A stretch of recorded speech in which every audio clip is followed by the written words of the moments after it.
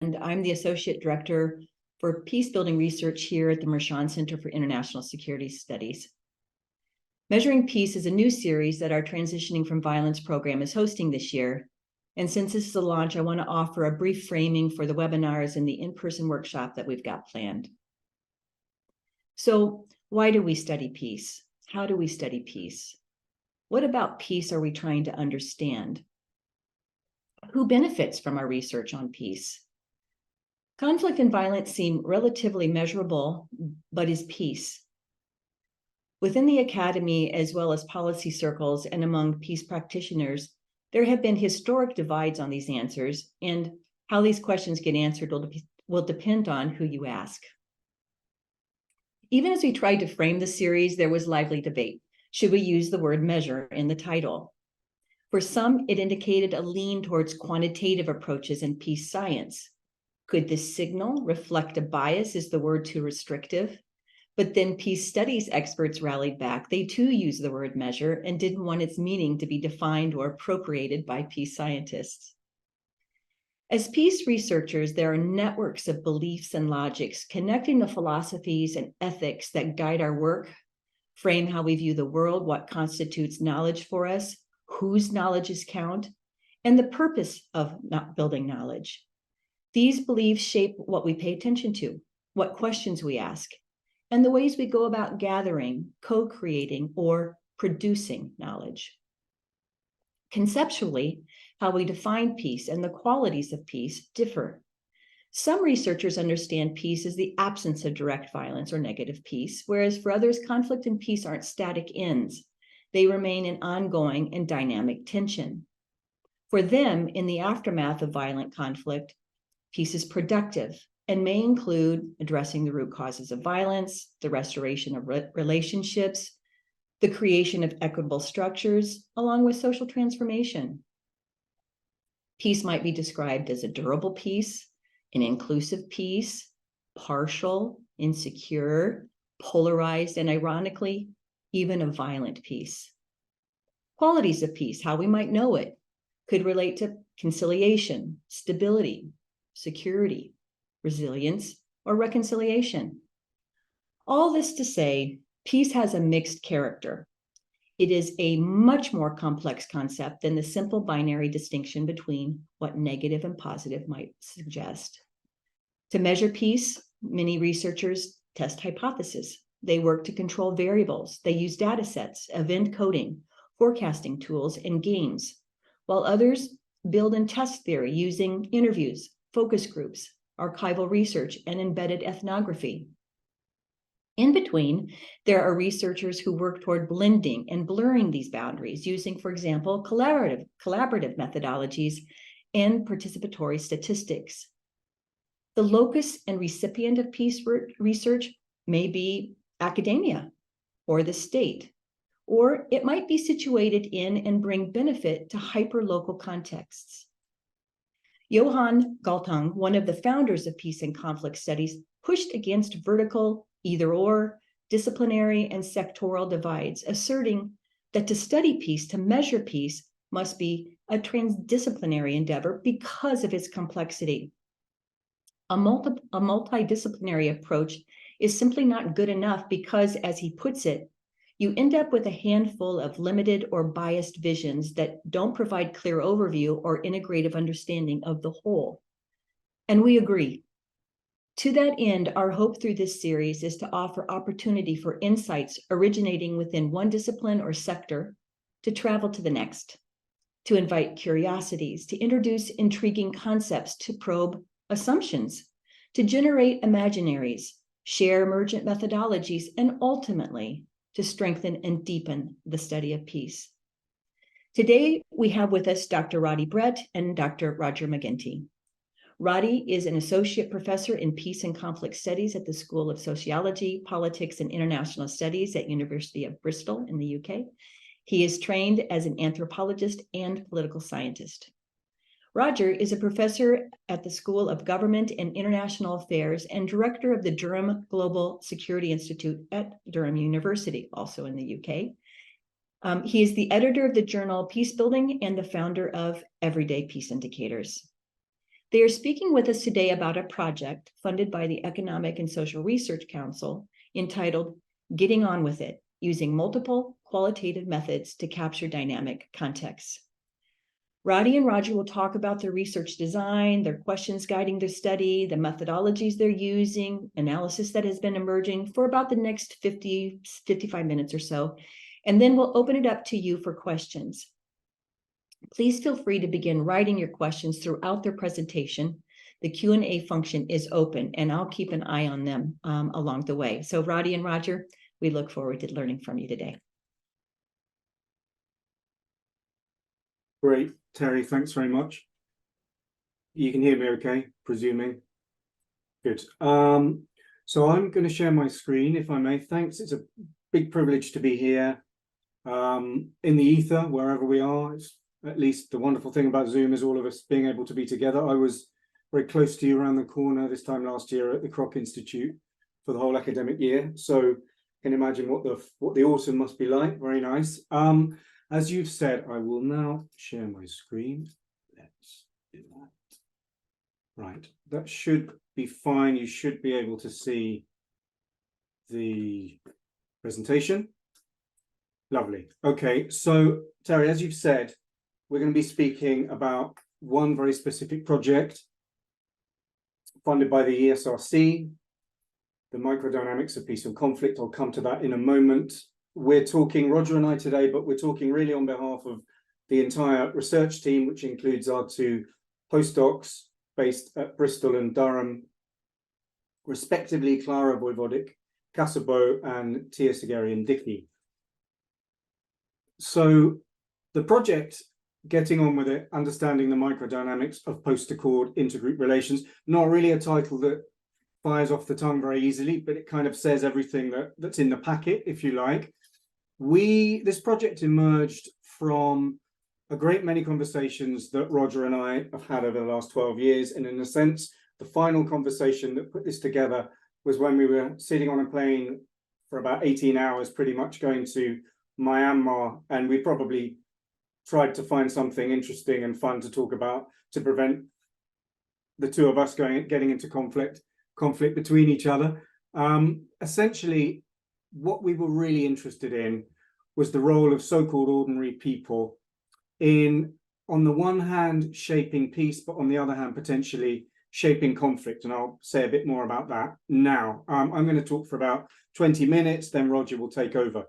So as we know pretty much very well, approximately 2 billion people live in regions plagued by violent conflict. By 2030, around half the global population will be affected by violence and instability. And of course, what are widely acknowledged as significant global security concerns are two aspects that interest us very much, and what you were talking about, Terry, as well. So on the one hand, conflict relapse or recidivism, and on the other hand, poor quality peace. And we know that both of these play a role in sustaining pervasive violence and state fragility, right? And of course, result from them as well. It's a circular question. Between 40 and 60%, depending on whom you're reading, of conflicts will relapse once after peace accords have been reached. 60% of those conflicts that were settled through a peace process in the early 2000s, for example, collapse within 5 years, right? And even in those cases where recidivism doesn't occur, the three countries we'll be talking about, the quality of peace does remain low, right? And of course, the peace dividend meager. And in that context, and I know that this is something, Terry, that you're very interested in, policymakers have increasingly tried to formulate what are complex, multi-level, multi-staged, multi-dimensional strategies in an effort to overcome these challenges, right? But unfortunately, something's not happening as it should be. Existing mechanisms really aren't delivering, right? Peace arrives very slowly, as you put it, hyper-local communities, right? If at all. And it asserts limited influence ultimately on conflict-affected societies. And we know very well that scholars have tended to focus a lot on top-down mechanisms, stories, narratives, and institutions. But of course, little is known about how communities learn to coexist, and whether individuals and groups at a very hyper-local level might shape or sustain peace on the one hand, or conflict and ongoing violence on the other.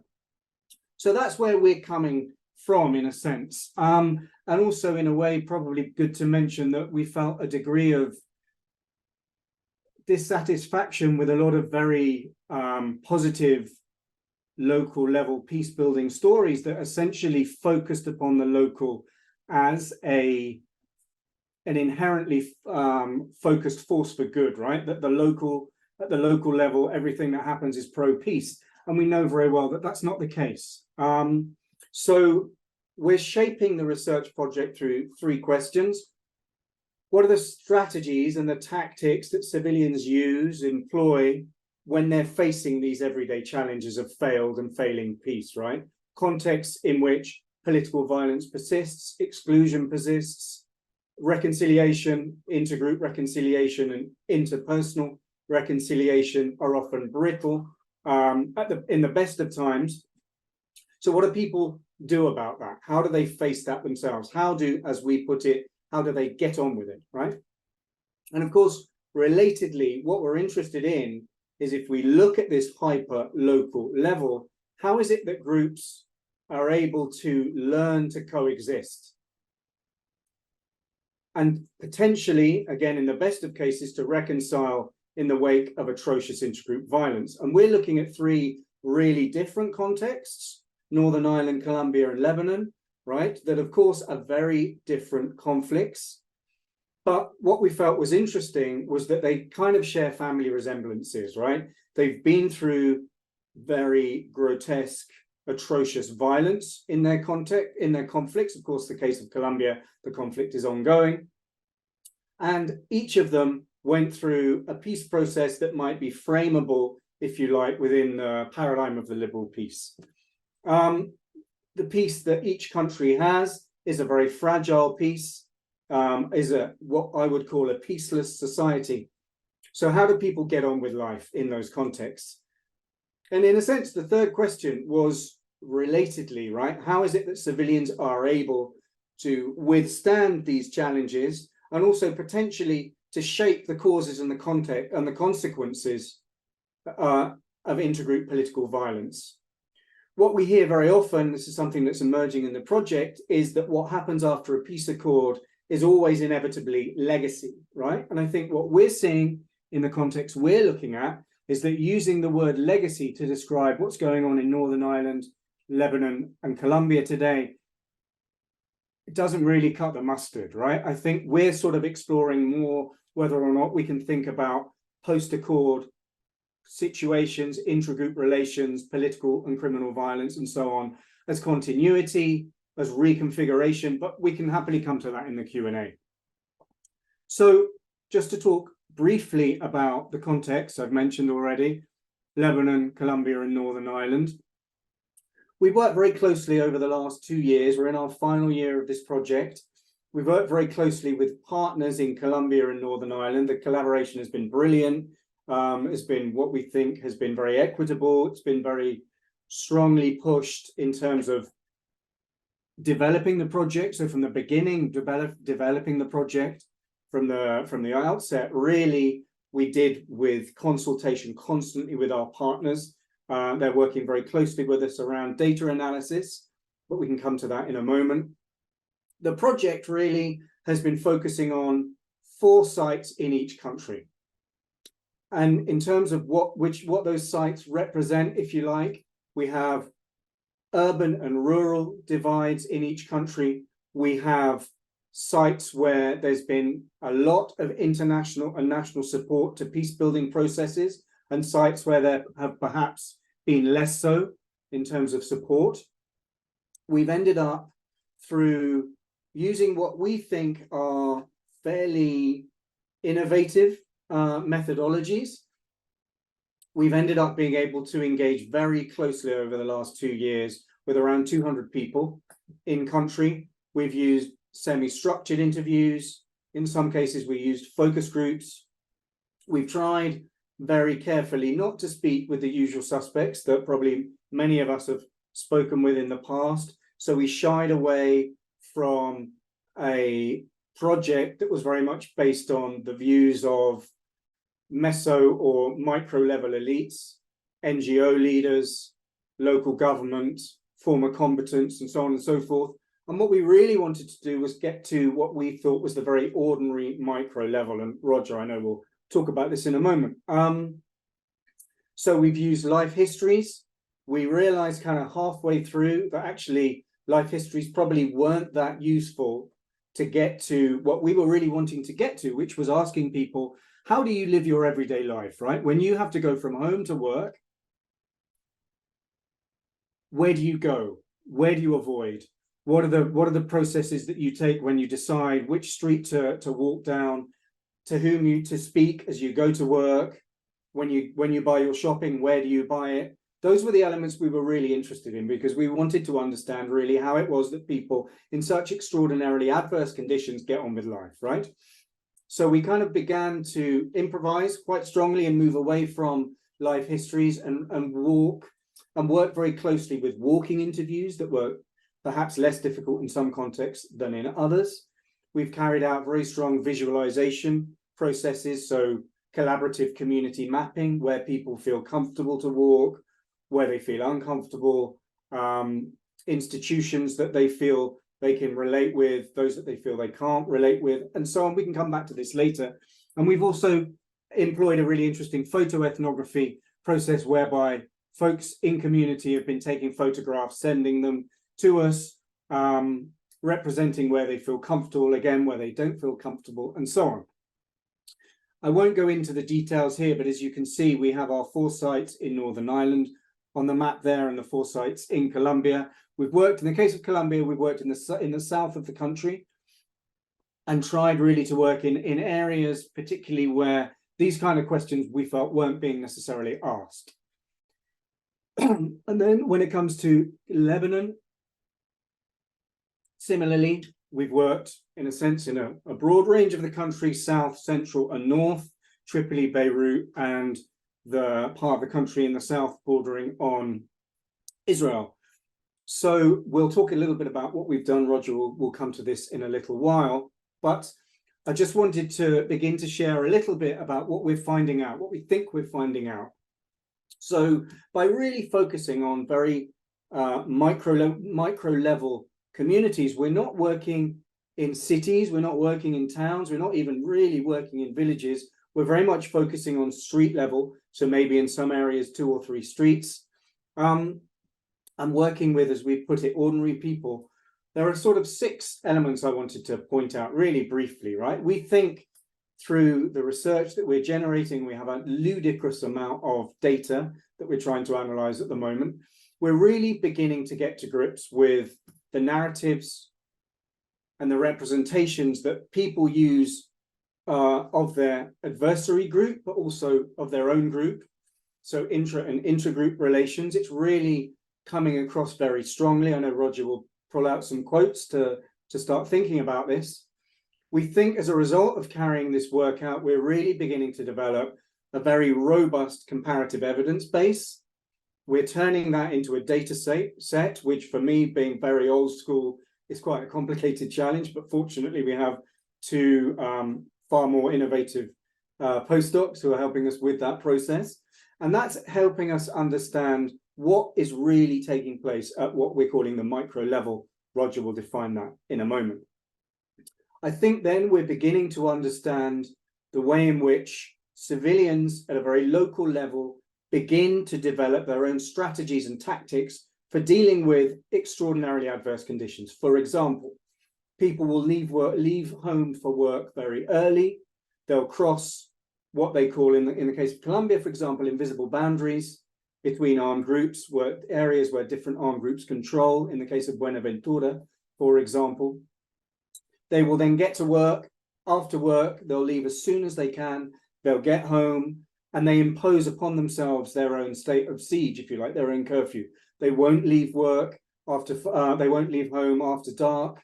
They won't answer the door when telephone calls come in that they don't recognize. They won't answer them. Now, these are things that we've seen across all 3 cases, right? And I think this is a very interesting. It's beginning to help us understand comparatively what's taking place.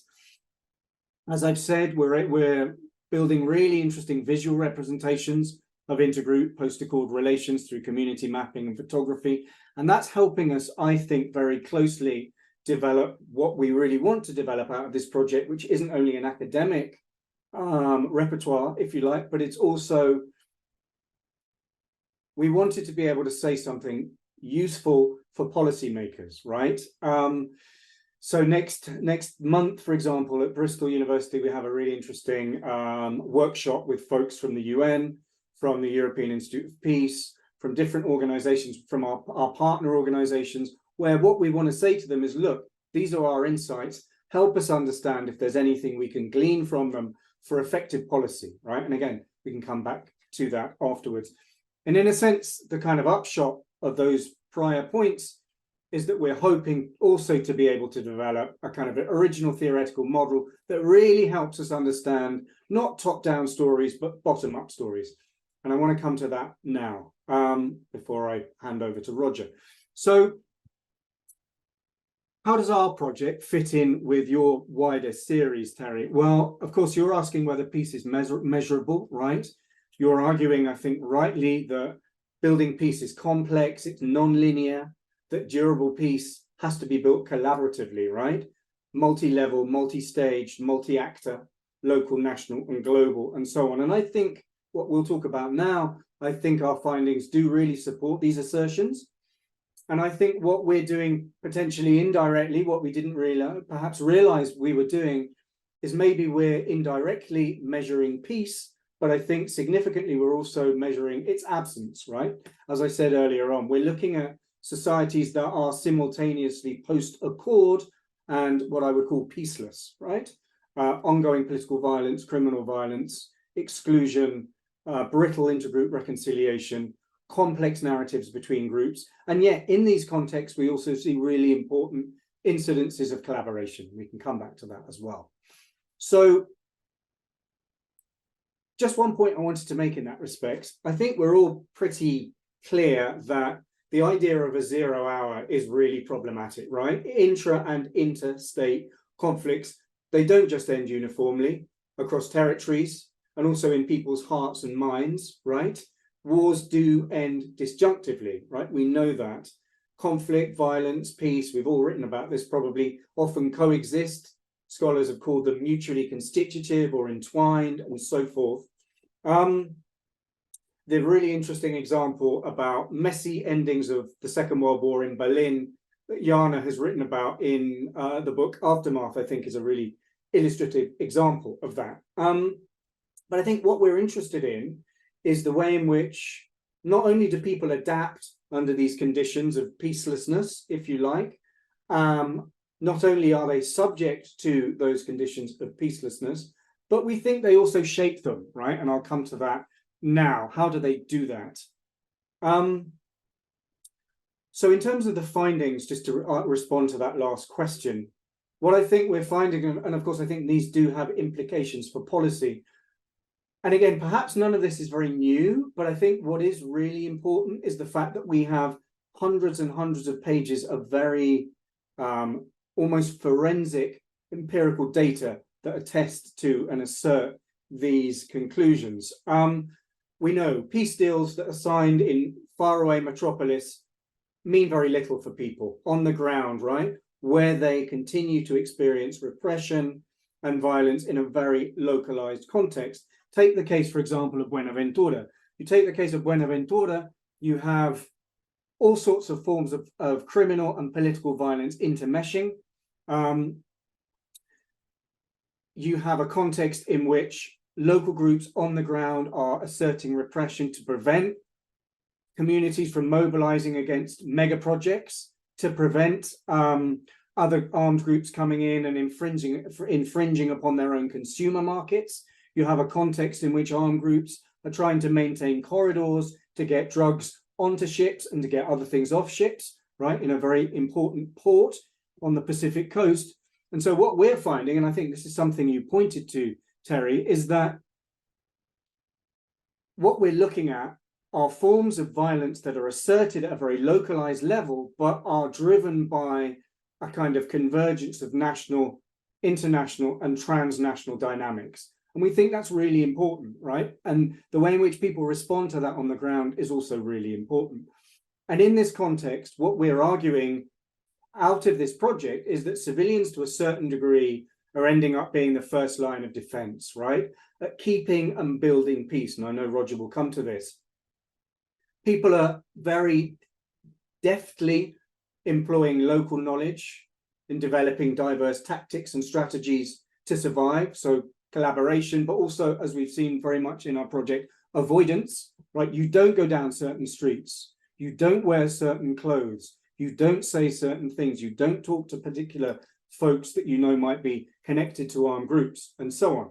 And of course, what that means is that people, on the one hand, are playing a very significant role in preventing conflict from spiraling into something else, but they're also playing a really key role in maintaining conflict, right? It's not this top-down narrative that armed actors are the ones that maintain their own relevance and presence because of their own muscle. That's uniquely the case. What we're also finding, actually, is that it's people on the ground that play a role in reinforcing intergroup divisions in the aftermath of conflict, right? They refrain, as I've said, from using shared public spaces. They perpetuate conflict stereotypes and narratives and so forth. But we're also finding across the three cases that people on the ground legitimize and empower illegal armed groups by appealing to them for justice, right? Because they know the state is absent or it just isn't working. So in short, the local isn't just a source for peace, is what we're finding. So just to conclude my part and pass over to Roger, why does any of this matter, right? Why does the local matter? Well, we wanted, of course, to push back a little bit against the strong top-down focus that we've seen, looking at how very large-scale, important institutional and structural factors shape conflict continuity or recidivism or poor quality peace. And of course, we build on that research, but what we're really interested in, and this is why microdynamics for us is so important, is the aspect of citizen agency, right? How citizens hold the capacity to reinforce or to challenge conditions, right? To sustain peace, or on the other hand, to undermine it. And we think that the way in which individuals address these micro challenges in their communities is fundamentally important, right? The local and the micro, the hyperlocal, is where conflict is lived after all. So that's why we develop a micro focus. It really helps us understand the way in which people are able to use tactical agency. We see the micro, as I've said already, as actually sitting alongside and intimately connected to other levels of analysis. Roger will talk about this. And that's why we're proposing this idea of a kind of peace conflict ecosystem in a post-accord environment. So in the end, it's our unit of analysis, and it really is enabling us, we think, to problematize kind of structure, agency, local, international relationships. So that's me done. I'm going to pass over, Roger, to you now. Great. Thank you, Roddy, and thank you to Terry and OSU for the invitation to speak. So I'm going to continue.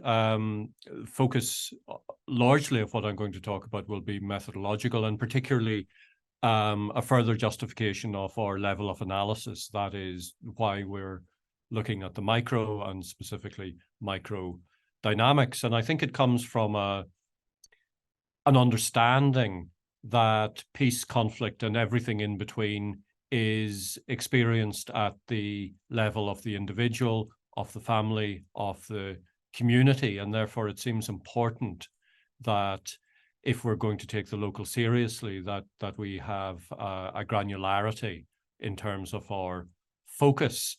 And also, if we're going to look at how people live, endure, contribute to, live alongside conflict, peace, and everything in between, then it makes sense to see people in situ, in space, but also in terms of time.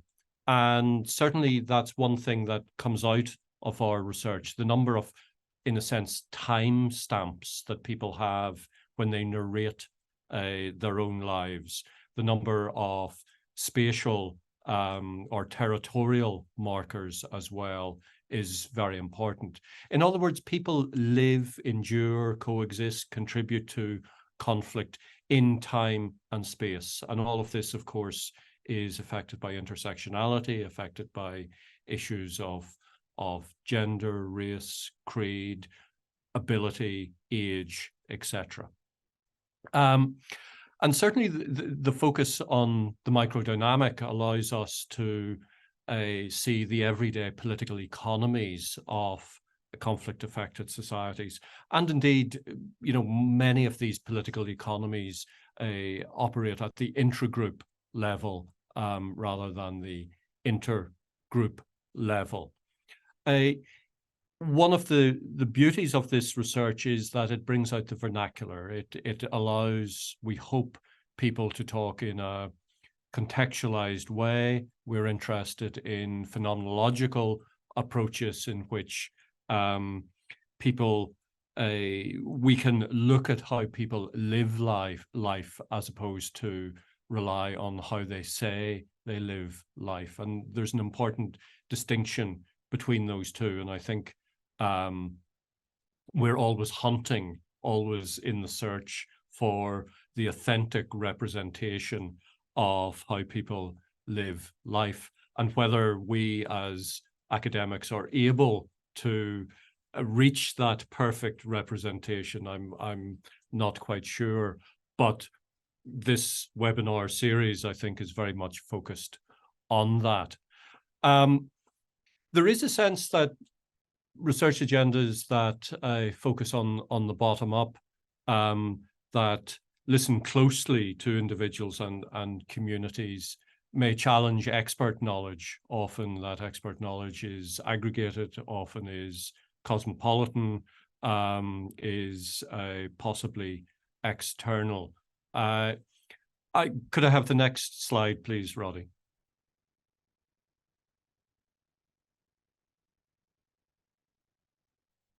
Great, thanks. There are, of course, challenges of using the microdynamic as a lens.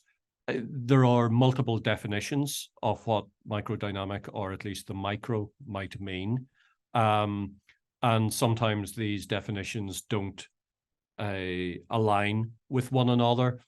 So, for example, according to Justino and colleagues, the micro level comprises of individuals, households, groups, and communities. Well, that's quite a broad list. And particularly if we can stretch it from individuals to communities, well, communities can be quite extensive. Some studies that claim to be micro level simply use that term to look at the sub-state level and the subnational level. And of course, that could be the municipality of a city. So there is much, there is certainly great variety in the literature in terms of how the term micro or micro level or microdynamic is used. And it's something that we certainly have discussed very extensively, and I'll come on to that in a few minutes. It's worth asking, how generalizable is that micro level data? Another hat that I wear involves working on everyday peace indicators, and I see that Leslie McColeman is on this call. And the question that we're asked most frequently is, sure, this tells us a great deal about one little tiny spot on the planet, but what can it tell us more broadly about that society, about that conflict? And I think that is a challenge, zooming up and out from the micro. But I think one of the things that we have been able to do quite excitingly in relation to this research is to make those connections from the ground level, from the granular, to the top-down level, to the level in which major decisions are made. So we're able to go from the micro to the macro. But that involves questions, that involves challenges. Certainly, if there is a micro, then I guess there has to be a meso and a macro. But what are the relationships between those levels? How do they inform one another? What types of dynamic operate more smoothly at one level than the other? And fundamentally, if we're going to look at the micro, what research methodologies do we need to capture that? And Roddy has outlined some of the methods that we have used. Now, we see the micro as beginning with the individual as the base unit. Now, that's not unproblematic because, you know, of course, human beings are relational.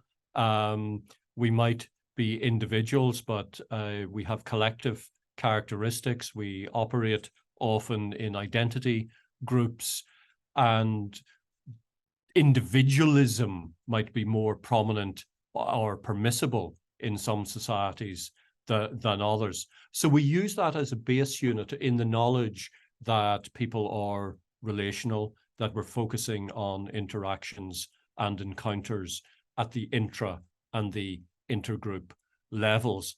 And we draw very heavily beyond, in a sense, our home disciplines of peace and conflict studies. We draw on social psychology, sociology, anthropology. We certainly like to think that our fieldwork methods are informed by those disciplines and ways of seeing the social world. So this issue of scale, and this is something that we really have grappled with, and that is, should there be an upper limit if we're talking about the micro? In other words, how big or how micro can the micro be? Can we feasibly define a town or a neighborhood or a village as being micro? It's fairly clear that different people have very different definitions or understandings of what might constitute a village or a town. And this is something that we have grappled with, and certainly we've done so in an understanding that space is very much a verb as well as a noun. So villages, whether we're talking about villages or neighborhoods, in actual fact, we're talking about networks. We're talking about patterns of movement, patterns of connection, whether those are linked to home or work or school or employment or family or care responsibilities. It's also worth noting, or at least we've certainly been challenged by thinking through, what does the micro actually tell us about anything other than the micro? And how does the micro constitute and co-constitute wider society? Certainly, it's not as straightforward as society or community simply being the aggregation of lots of the micro.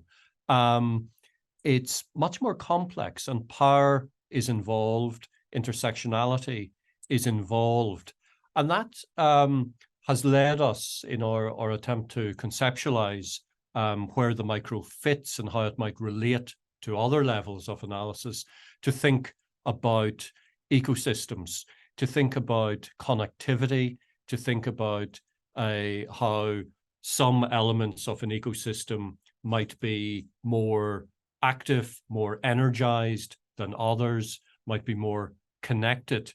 But most of all, to understand that these are dynamic environments in which there is change, there is uncertainty, there is a lack of complete information and foresight. So we came up with a definition of what we mean by microdynamics, and like all definitions, this is open to contestation and debate. Certainly, as a research team, we had plenty of that, and actually had immense fun on thinking through what we meant. And it's worth mentioning that Roddy and I put together the research proposal. It went through various review processes. It then went to the funder. We were fortunate enough and delighted to get funding.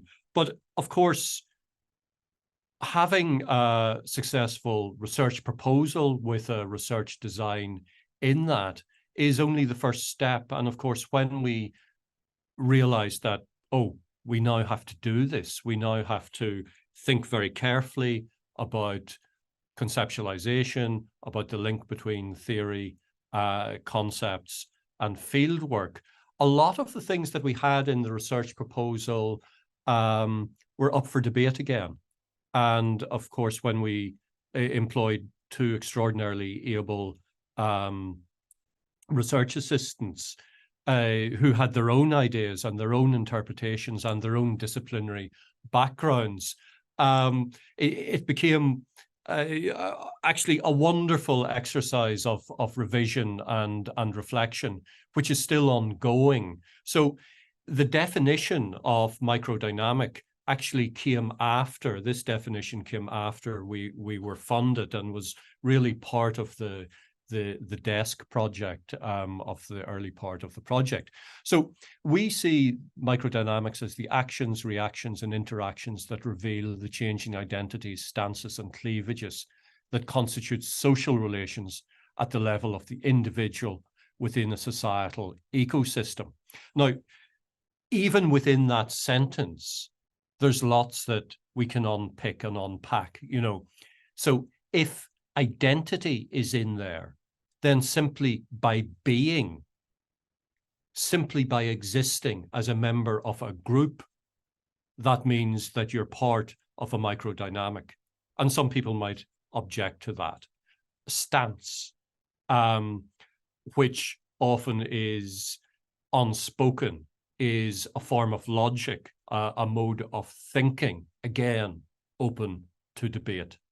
So we see microdynamics as simultaneously as a unit of analysis, a social phenomenon, and a sense-making tool for understanding human relations in the broader societal ecosystem.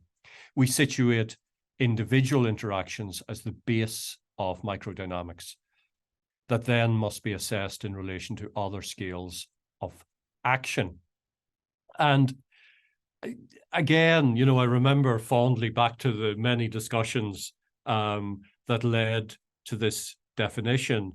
And even when we agreed on this definition, there has been internal insurgencies by all four of us who have questioned it.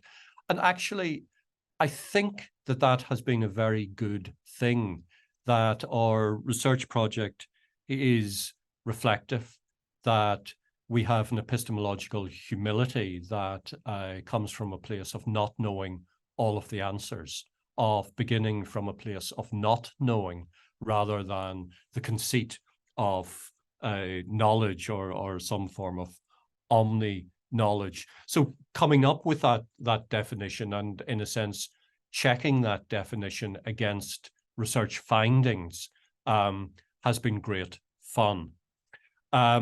So the next few slides are simply illustrations of some of the research findings, some of the detail from the research project. I'm not going to read out all of these. I'm just going to read one extract from each of the next three slides. So if I go to the second extract, which is from Colombia, in which someone says, if I go with this, not with this, a particular shirt, then I am saying I am Paraco. There was also an issue of black clothes and red clothes, that you could not go into one neighborhood or the other. And what's interesting to me as a non-Colombia specialist is the need for contextual information, the need for little snippets or vignettes to be contextualized. And that illustrates the importance of working with local partners who can help us with that. Obviously, Roddy and Clara on the team have immense Colombian expertise, but at the same time, often there are hyper-local signals, hyper-local sensitivities and meanings, and therefore there is a limit to the extent to which external researchers can really know a context and really understand the multiple meanings that often lie behind the research data that we get. If I could see the next slide, please, Roddy. With this one, if I go for the first quotation, and this comes from Belfast in Northern Ireland, we were on opposing sides of the fence. We were absolute enemies, yeah. And we would have probably contributed to causing harm to each other in previous times. Probably for me, some of the guys I've met, they've put violence behind them and they're sort of condemn violence now. And you sit down and you talk to them and find that really, if you're being honest with each other, you talk about your problems and hopes more. Now, in this, former member of a militant organization is currently engaged in some peace building work, and actually one of the attendees may have been involved in some of that work in bringing people together. But to me, what's interesting about this quotation and many like them in our research results is, what do you do with temporality? What do you do with the multiple time periods that people cover in interviews? And how do we seek to understand the past, the present, and the future that is all wrapped up often in the same interview, in the same vignette? How do we deal with a reflective social awareness in which people may want to appear more agreeable, more tolerant than they are, or they certainly were?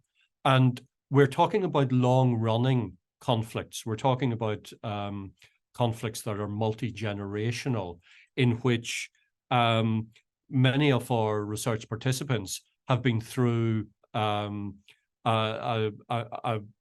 periods of calm, of violence, of peace accord, of what comes after peace accord. And then the next slide, Roddy, please. And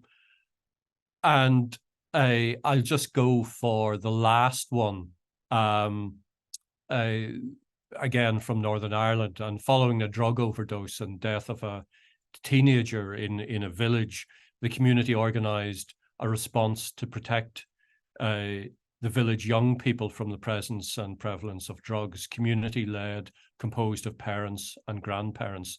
They organized a musical event as a memorial.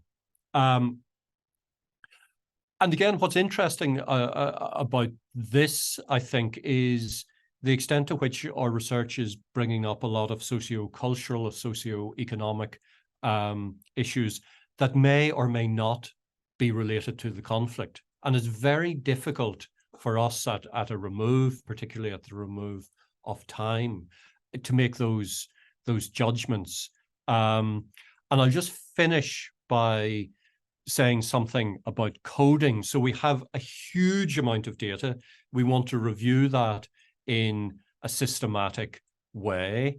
We want to make in a sense, contributions to the scientific and the policy literature. So coding is really attractive, and we're currently putting together, we're coding all of our material in terms of the different forms of agency that people can use. And we've identified, I think now, 23 different types of agency that people use when engaged in encounter with the outgroup.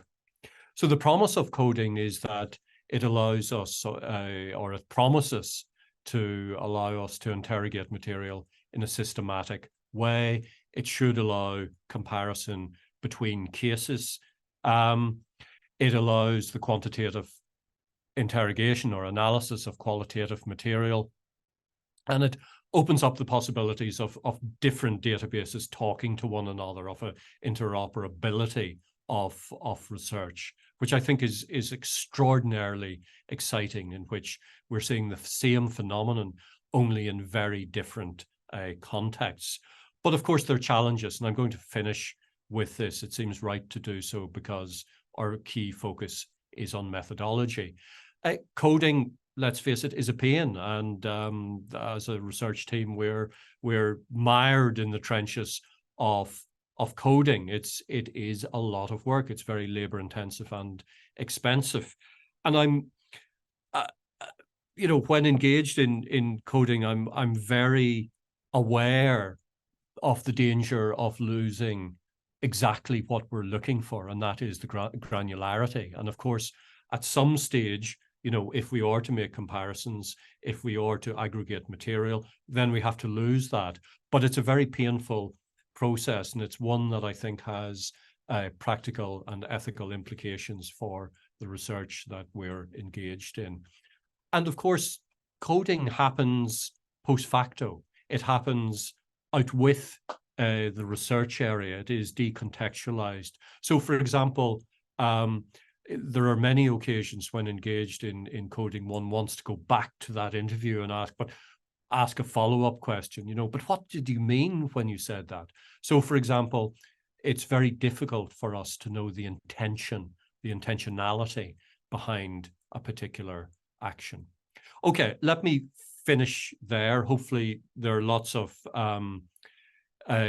points that will have resonated with your own research, and I think we're very open to questions. And I would go back to that point of how, as a research team, we're really still, although we're towards the end of the project, very much open to ideas, open to correction, open to new ways of doing things. So I'll speak to the audience. Please begin to think about the questions you want to raise, and you can pop them in the Q&A. And while you're doing that, I'll go ahead and just ask one question, giving you all in the audience a little bit of time. I really appreciate you mentioned epistemological humility, and coming from that place of not knowing in your work. And I want to just say thank you for the humility that you've even shown in your presentation today. And you talked about moving from that conceptual into that, your theory, into that transition into field work, that kind of bumpy, going from your proposal and this design on a piece of paper to actually then implementing it in 3 different locations. And we have a lot of graduate students listening in right now. And I'm wondering, we all know that published research, it is described in a very linear way, but we know that research rarely is linear. In fact, it's anything but linear. So we set off on a journey, and we're met with surprises. So I'm wondering, have there been any surprises in this journey that, unexpected issues, things that have popped up in this project that, it was just really a surprise, and you had to pivot or you had to adapt? And if so, how did you deal with them? I wonder if you could just give us a couple practical examples. Do you want to go, Roddy? You go ahead. For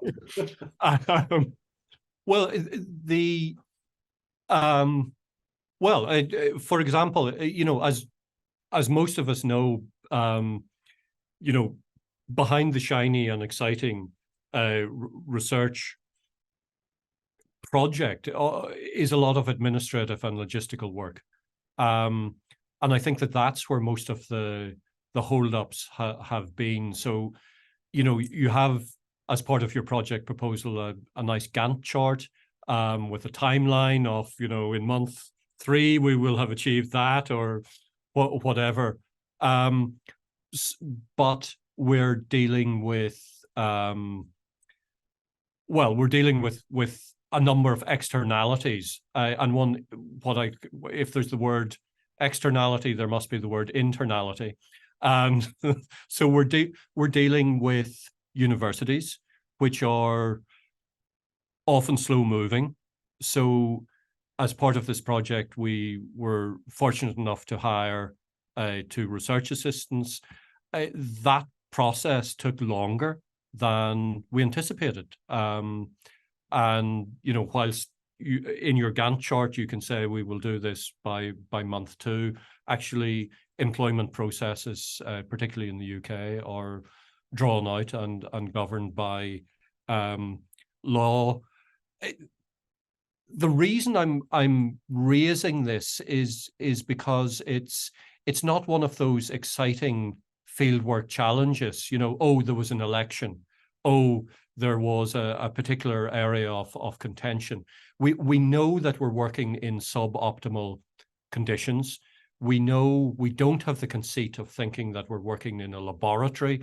We know that we rely on the goodwill of very, very many people, but it's the sort of back office administration that very often hinders us, or I think hinders a lot of research projects, and certainly takes time away from time that you would rather be spending on fieldwork or analysis. So it's a deliberately uninteresting answer, but I think it's one that's actually accurate of our reflective of our experience, and I assume of many others. Terry, can I just add to that? Yeah, no, it's a really important question, I think, and particularly given that you sort of pointed towards postgrads. I think one thing that certainly surprised me was, I remember when I came back from doing a 1.5 years of fieldwork in Guatemala when I did my PhD, and I had a lot of interviews. I had probably 100 interviews, and it took a long time to transcribe, but you kind of get into the rhythm of it, even though you despise having to do it. But it's really important, because as you do it, you start really getting to grips with, with your data, right? I think we hadn't really contemplated quite how much data we'd have and how difficult it was going to be to transcribe it, right? It's taking an absolute age. I said to the team the other day, is there anything if we're thinking about extending the project, what would be the grounds upon which to extend it?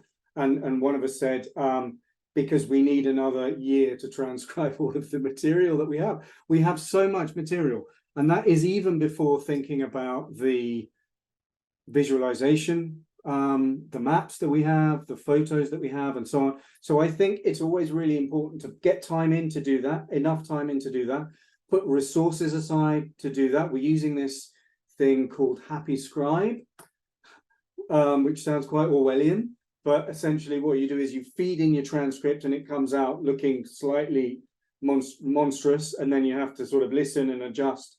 It's not bad. It's not a bad mechanism or tool to use. So I think that would be one thing to mention. The other thing, I think, again, we know very well that if we have big projects like this, we're supposed to publish out of it.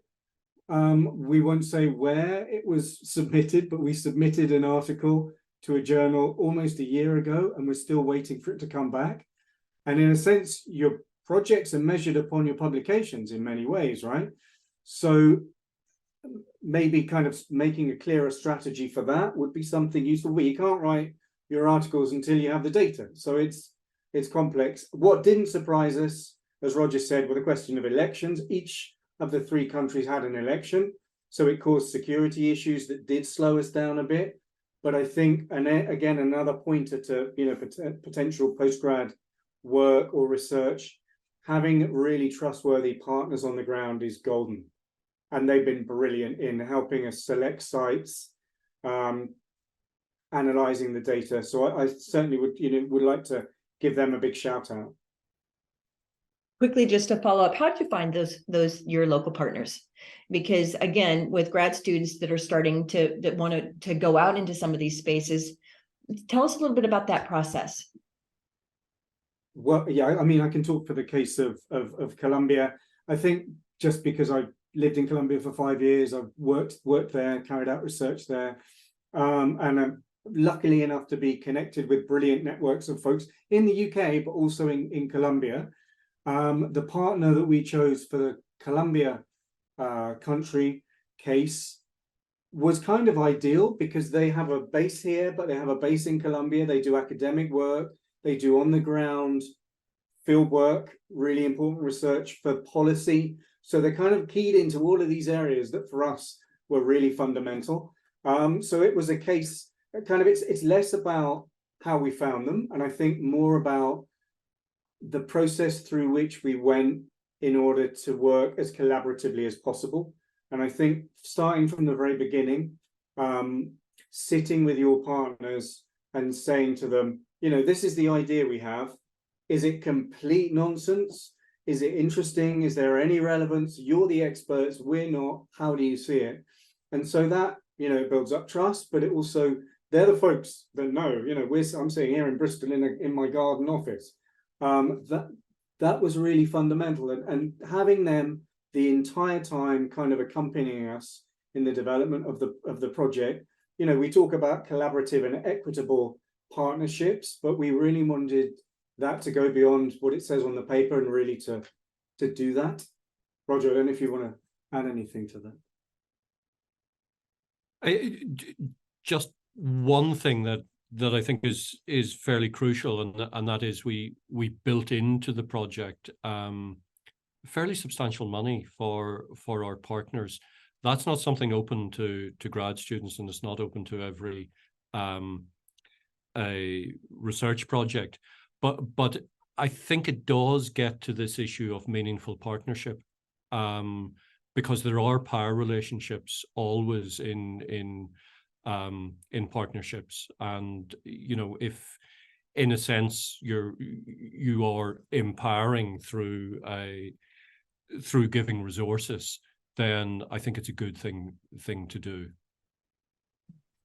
I could go on with you on that one, but let's, there's some wonderful questions that have popped up here. So let's start with the first one is, through your micro findings, were there any thematic correlations between the different locations? I'm guessing they said the different areas. Maybe it was just in the particular location or between the three of them. If so, can you please say a little bit more about what those maybe consistent themes might be? Shall I begin, Roddy? I think I'll take this as between the three case study countries, but if Fieka wants us to talk within countries, then we can. One thing that has come out of the research is that Lebanon and Northern Ireland are easier comparators than Colombia. The nature of the conflict and the political economy of the conflict in Colombia is somewhat different. Of course, there are parallels and commonalities between all three. So that's the first thing to say. In terms of themes, I mean, multiple themes, and many of these are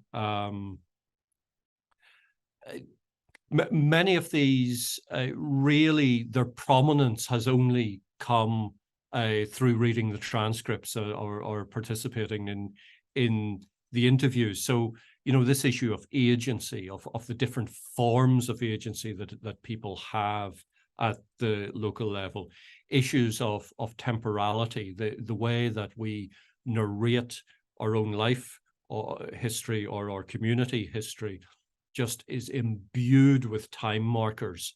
And many of those in themselves tell a story of intergenerational conflict, but also of vagueness as well. That was something that I found fascinating.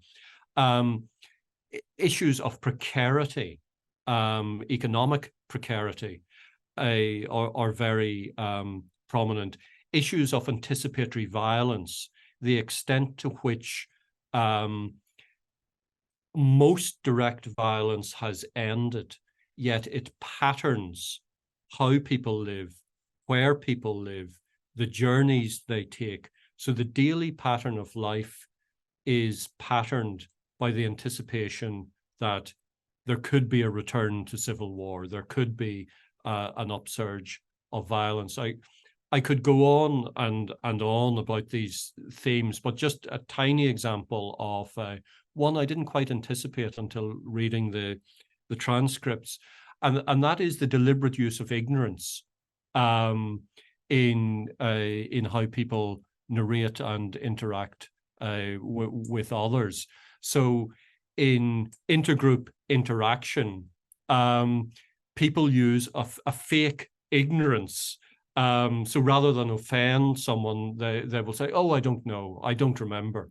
And what we might regard as being, just an innocent lapse of memory is actually a very deft, a very clever piece, an instrumentalization of emotional intelligence to reduce awkwardness in intergroup encounter. So there's, to echo what Roddy said about the richness and the mass of data, I think we could pick themes from now to eternity, I'm afraid. But there are lots out there. Just to add to that, Terry, if I may, to complement what Roger was saying, what I found extraordinary was just the degree of intimacy in the communities we're working in. In a sense, I sort of hadn't clicked, right? I spent about 2 years living in indigenous communities in Guatemala, putting together the part of the body of evidence for the genocide trial against Rios Montt a long time ago.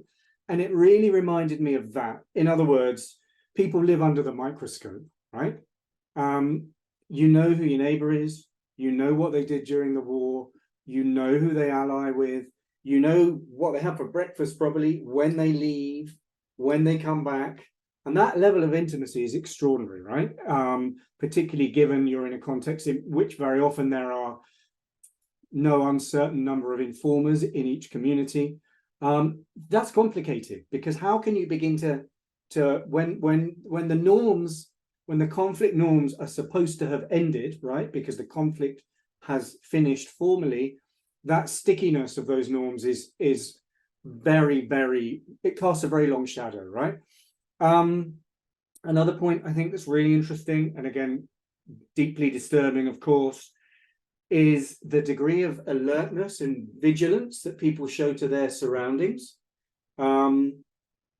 To the degree, and it relates really to what I was just talking about, to the degree to which, even mundane decision making is very much shaped by this intimate context in which people are living, right? How they decide to go across their community, with whom to interact, which public space to use, and so on. And of course, this suggests, and we have a brilliant social psychologist who's part of the team, the question of trauma is fundamental, I think, across all of our three cases. So that's something that's come up. The fact that in the three countries we've also seen, and again, no surprise probably to any of us, the very minimal level, if any, of trust in state institutions, right? So we have brilliant transcripts where people are saying, if there's a problem with my brother, then what I do is I go up the road and I speak to the local person in X community in Belfast. This local person will sort it out really quickly. Don't go to the police, don't trust them. We've heard the same in Lebanon, we've heard the same in Colombia, right? So again, fundamental, and again, I think probably with fairly interesting implications for policy, right? And then, in a sense, the last question we've already talked a bit about, but the way in which, and Roger mentioned it, and I think it's a really important question to mention, the way in which, you see at the national level, particularly in the case of Colombia, but not only, the divisions at the national level don't always filter down in such a replicable manner to the very micro or hyper local. You know, there's a really, really interesting case in one of our communities in Colombia where a pool bar, like the game pool, a pool bar was built. And when people are outside of it in the streets, they maintain their own identity, the word Roger used, their affiliations with their particular group. Then they go in the pool bar, they have to negotiate to leave their guns at the front door. There's a particular place where they leave their weapons, right? And everybody gets on. And they organize football tournaments together. They do a lot of gambling. All this is taking place. And then they leave. And of course, they slip back into that. But that's not really, I think, the whole story. What we've seen, particularly in the case of the Colombia, is that those stark divisions between people that support the FARC and people that don't, people that support the paramilitaries, people that don't, they're much more fluid as people are really trying to get on with their lives. People choose with whom to collaborate, with whom to say certain things. So that's something I think surprised me and was very interesting. Fascinating. Thank you for that. Dorothy Noyes is the director of Mershon Center. And so I want to make sure to look at her question. She says, wonderful elucidation of the research design. If the individual is a tricky category, especially cross-culturally, would it make sense for an interactionist definition of microdynamics to be framed in the old category of face-to-face? That is, interactions or dimensions of an interaction that take place among social persons, distinct faces with names and ongoing histories, rather than across institutionally defined roles or between named actors in an undifferentiated community or public. And she says, of course, such interactions need not be immediate in time and space. So wonder about your response to that. That question, Dorothy, is bringing back flashbacks to team meetings in which we literally spent months trashing this issue out. Yes, it could. I fear it's the sort of thing that all of us in this call could debate endlessly. I think, though, that we were looking at encounters and interactions that included face-to-face, but also went beyond that. So, for example, it included forms of encounter in which someone of one identity group would visit or go to, for example, for retail purposes, to an area that was controlled or affiliated with another group. So that wasn't quite face-to-face. It was encounter with the other's territory or the other's identity. And it's interesting when in all three cases, just thinking about the grammar, just thinking about how people refer to the other, othering is so pervasive that, in a sense, in some of the references to the outgroup, they are always or almost exclusively referred to as a collective, often using pejorative language. So there may have been a face-to-face encounter, but as that is narrated by the person, any individual characteristics are stripped away from that. And then just a final point is that, of course, as one of the pieces of tactical agency that people employ as part of a survival mechanism, people grayscale, people try to become anonymous. So in a sense, as part of this face-to-face encounter, sometimes people try to mask their own face. They, in a sense, they try to make intergroup face-to-face encounters faceless. But this is the sort of thing I think, Roddy, we could discuss. I'm really having flashbacks to some of those discussions. Fascinating stuff. Thank you for making me think about that. All right. Michael Reed Hurtado says, thank you. Can you say a bit more on how you analyze micro level findings in such different settings? Is the ecosystem what allows you to hop across space? In short, how do you do comparative work? How is it conducted? Could you tell us a little bit more about that? Yeah, Michael, good to read you. Hope all was well. That's a great question. I think, in short, the answer is with difficulty. It's not easy at all. I mean, I think, again, this is something that if we go all the way back to the research design, when we wrote in the proposal, we will be using in vivo and all sorts of data sets and databases, and then suddenly you have to, and it's very complicated, particularly for somebody as old school as I am. But so what we're doing is we have, I think we mentioned, so there's hundreds of pages of transcribed interviews. I think probably by preference, what I would have done is simply, we have our theme, let's say, of agency. What are the tactics and the strategies that individuals are using across the 4 sites in each country? What I would have done by preference would be to have spent hours and hours reading through the transcribed interviews, cutting and pasting, chopping it up, and then essentially doing it that way. But what we're doing, I think, is probably far better. It does make it more complicated, long-term, and probably expensive, as Roger said. But what we essentially do is we have our code book that, as Roger said, I think in the case of the agency code book, we have 23 different aspects of how people are asserting agency as an action, right? So showing aggression, othering, avoidance, and so on and so forth. Happy to share that with people. We will then look through each of the interviews and code them. So where we see an action that is avoidance, we will code it. And then that will turn up in an awfully monstrous looking Excel sheet. And from there, that's where what we're doing essentially we're writing up, Roger and I are leading the writing of an article at the moment on agency. So we'll get the conceptual element first together. We've got that, we think.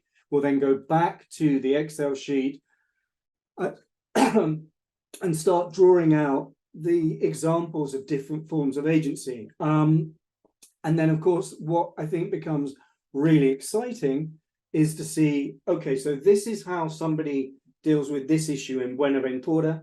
This is how they deal with it in Siloé or in Cali. This is how they deal with it in Policarpa in Colombia, for example. Here we have another example of how it's dealt with in Northern Ireland, in Belfast, in Dungannon, and so on.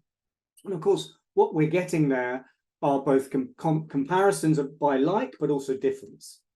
And I think that's really, that we're at that point at the moment where we're really starting to draw that out. The question of the ecosystem, not really. That isn't what's really allowing us to hop across spaces. I think the ecosystem was something that we really began to think about, given that, as I think Roger said in the presentation, we're looking at the micro as being linked to different levels, right? So it's not the micro just for the micro, as hopefully my example of Buenaventura and armed groups in Buenaventura evidenced, but rather we have the local that's linked to the national, to the transnational, to the global, and so on and so forth. And of course, everything, the exciting element about calling it an ecosystem is that what happens within, let's say, the micro tiny dynamic in Buenaventura's street, in which particular area, what happens there is linked to and shaped by internal factors, but also external factors. And I think that's what's really allowing us to see the micro as co-constitutive of other levels. So that's what I'd say there. Maybe Roger wants to add something. All right. I think we'll probably have one more question. I want to make sure we ask Leslie's question because I know she knows you, Roger. And so she says a recurrent issue at everyday peace indicators has been the question of devolution and sharing the data, insights, and learnings with the local actors who are the subjects of research. Is anything of that nature built into your project? And if so, how does it work? Tell us a little bit more about that. And also just the ethic of that, why that might be important to you. Yes, and it's a great question. And if I can use an example from everyday peace indicators, I remember many years ago, we had conducted research in a township on the outskirts of Cape Town, and I was giving back, in a sense. I was reporting back to research participants what we had found, and you could imagine the scene in which I'm standing there telling a community what the indicators, everyday peace indicators, they had chosen, and I give my presentation, and there's an extended silence with probably some tumbleweed moving in the room, and then one person said, "Yeah, we told you all of that. What are you going to do about it?" And it was, in one way, it was humbling, but in another way, I thought, well, at least at least our research has been accurate. So that has always stuck with me. So we're attempting to get over the notion of, or get beyond the notion that research can be a highly extractive activity that frankly uses people's goodwill, time, and data for essentially selfish academic purposes. We're hoping to transcend that in a number of ways. So key to this is working with our local partner organizations, all of which are well connected across the territories. We are going back to each of our areas, including the local areas. So we're not just going to the capital city, in which we will hold events over the next few months, actually, in which we report back. And part of this, to get over the issue of telling people what they already know, is actually hopefully to tell people in Lebanon, for example, our findings from Colombia and Northern Ireland. And then, in addition to this sort of local roadshow, we will have policy events, both in the UK but also in each of the case study areas. And we're doing that particularly with the UK event, rather than us sort of saying, well, these are our policy findings, what do you think? We're actually bringing people from governmental and non-governmental policy circles in and asking them, what are the themes and issues that are important to you? What's on the agenda over the next 2 years? And are there ways in which our research might feed into that? So we are activist on that, but I have to admit that I still have questions about the essentially extractive nature of research and about power dynamics and inequalities in that. And I'm mindful of that. And although we are trying our best, I'm not entirely sure that any research project can really fully address those power inequalities.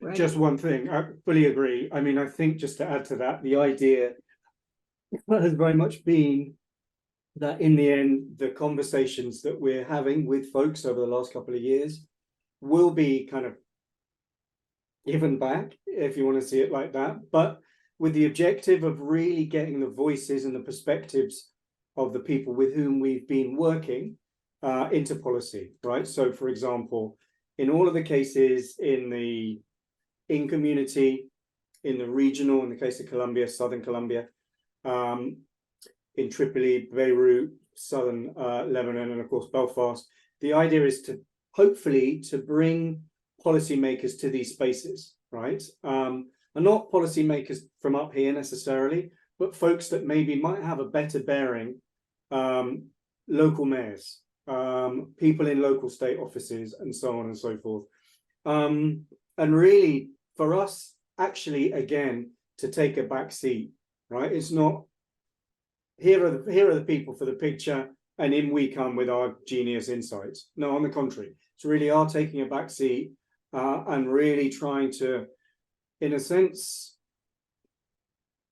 provide a space of encounter, right? So people from the policy world actually take seriously the voices and perspectives of those with whom we've been working and those from whom we've learned such a lot.